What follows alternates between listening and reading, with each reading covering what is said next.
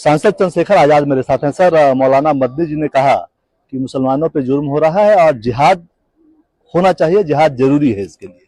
देखिए, पहली बात तो हम यहाँ से शुरू करेंगे कि जिहाद का अर्थ क्या है। जिहाद एक अरबी वर्ड है, हिंदी भाषी शब्द नहीं है।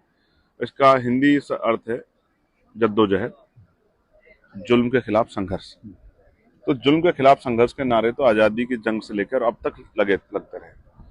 उन्होंने कहा जब जब मुसलमानों पर जुल्म होगा तो उनको जिहाद करना चाहिए, यानी कि जब जब उन पर जुल्म हो तो उनको संवैधानिक दायरे में रहकर संघर्ष करना चाहिए। और ये तो इसकी आजादी तो भारत का कॉन्स्टिट्यूशन देता है। जिसको इस पर आपत्ति है, भारत के कॉन्स्टिट्यूशन पर आपत्ति कर रहा है, इसका मतलब तो भारत के कॉन्स्टिट्यूशन पे कोई आपत्ति करेगा, इसको तो हम लोग स्वीकार नहीं करेंगे। अब आती है बात मौलाना मदनी की। मौलाना मदनी, उनका संगठन जमीयत उलमा हिंद, देवबंद की पाक सरजमी। और मैं आपकी जानकारी के लिए बता दूं कि जब जब देश की आजादी के लिए संघर्ष हुआ 1919 से, जब से उनकी जो तंजीम उसमें आई मैदान में, तब तक उन्होंने आजादी की लड़ाई में योगदान दिया। सभी ने अवज्ञा आंदोलन हो, भारत छोड़ो आंदोलन हो, या जब हमने विदेशी वस्तु का बहिष्कार किया, सब में असहयोग आंदोलन में भी उन्होंने बढ़ चढ़ के हिस्सा लिया। वहीं से एक तहरीक चली, रेशमी रुमाल तहरीक, जिससे प्रभावित होकर देश के लाखों मौलानाओं ने उसमें भाग लिया, जिसके कारण हजारों मौलानाओं का बलिदान हुआ। शामली से लेके और दिल्ली तक हर एक पेड़ पे एक मौलाना को मार के अंग्रेजों ने लटका दिया। जिस परिवार ने खुद जेलें काटी हो, जिस परिवार ने कभी टेररिस्ट एक्टिविटी को जो समर्थन ना किया हो, टेररिस्टों के खिलाफ जमकर मुखालफत की। और मेरे याद है एक इंटरव्यू चल रहा था, यही मौलाना महमूद मदनी थे जिन्होंने पाकिस्तान के पूर्व प्राइम मिनिस्टर को जो है परवेज मुशर्रफ साहब को ये कहा था कि आप भारत के मुसलमानों की चिंता मत करो, भारत में मुसलमान ज्यादा सुरक्षित है, यहाँ पाकिस्तान से ज्यादा मुसलमान है और यहाँ के मुसलमानों को यहाँ के बराबर के हक मिलते हैं।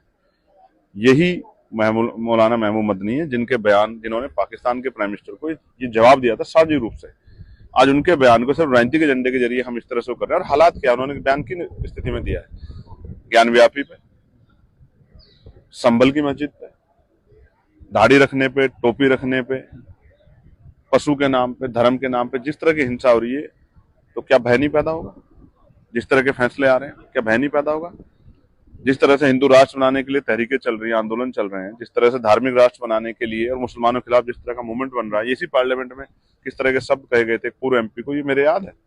तो ये सब चीजें जब देश में हो रही है तो क्यों अपने लोगों से ना कहे जाए कि उनको संवैधानिक रूप से इसके खिलाफ आंदोलन करना चाहिए। सांसद नदवी भी कल सदन में बोल रहे थे और उन्होंने कहा कि मुसलमानों के खिलाफ जुल्म हो रहा है, जिहाद होना चाहिए, दबाया जा रहा है। क्या आप लोग को लगता है देश में मुसलमानों को दबाया जा रहा है? बिल्कुल दबाया जा रहा है। उनकी धार्मिक आस्थाओं को दबाया जा रहा है, उनके धार्मिक जो उनके इंस्टीट्यूशन है, सेक्शन इंस्टीट्यूशन, उनको जो है नुकसान पहुंचाया जा रहा है, उनके ऊपर बुलडोजर चल रहा है। और दलितों, पिछड़ों, तमाम लोगों का यही हाल है, आदिवासियों का यही हाल है, महिलाओं का यही हाल है, किसानों का यही हाल है। जो भी अपने संघर्ष करता है उसका यही हाल होता है। सरकार के नेतृत्व में सरकारी एजेंसी और पुलिस उनके साथ इस तरह का व्यवहार करते हैं, किसी छिपावा नहीं। सत्ता पक्ष ये कहता है कि इस तरह का बयान संसद में देने से माहौल, मैसेज खराब जाता है।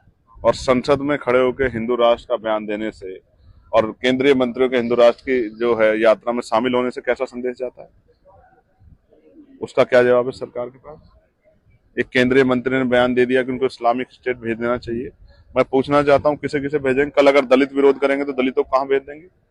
पिछड़े विरोध करेंगे तो उनको कहाँ भेज देंगे? मंडल की लड़ाई लड़ने वालों को कहाँ भेजेंगे? आदिवासियों को कहाँ भेजेंगे?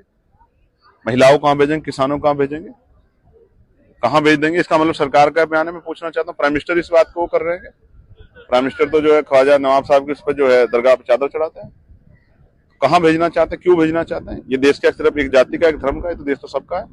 देश की आजादी में जिनको उन्होंने बलिदान दिया, आज उनसे सवाल पूछे जाएंगे। हिंदू राष्ट्र की बात करना क्या मुसलमानों के साथ अन्याय है? मैं पूछता हूँ, एक सेकुलर राष्ट्र में एक उसको धार्मिक राष्ट्र बनाने की बात करना, संविधान के विरोध में बात करना, क्या ये गलत नहीं है? ये देशद्रोह नहीं है क्या?